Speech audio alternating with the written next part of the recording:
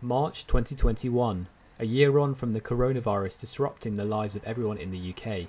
Health services, which already see a large amount of outsourcing, faced fresh contracts costing hundreds of millions of pounds worth of government money. One particular contract that came under fire was the Test and Trace programme that was outsourced to 5 different companies, most notably Serco. Not only did it take months to create a functional contact tracing system, during the second wave it fell 20% below the necessary level of people contacted. Test and Trace alone cost £4 billion in the first 6 months of operation.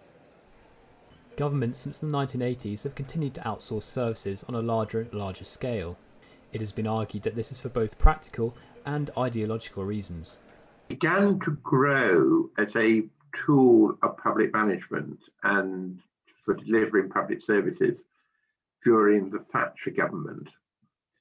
And that was driven, I think, by an ideology that had a preference for the private sector, believed that the introduction of competition would lead to service improvement and reduced costs.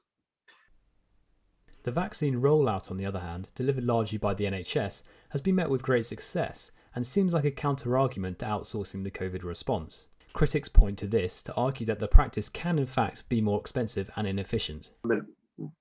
Rather than investing in developing the public sector's capacity to test and trace, for example, and there's a very strong track record of doing that in local government and the local health sector. Rather than invest in the public sector, they've invested billions of pounds in an outsourced solution, which has, I think, by any objective analysis, not been successful. In part due to recent poor performance, the Labour Party have announced that if elected they will oversee the biggest insourcing of a generation. But how could this be implemented? Given that outsourcing is so widespread, advocates believe in first reviewing its scope.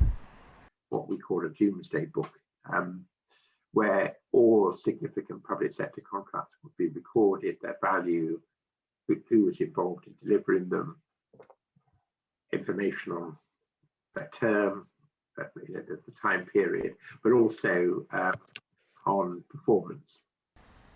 Serco's full trading profit for 2020 rose by more than a third to £163 million, and leaked documents suggest chiefs of top outsourced firms will be in next year's honours list.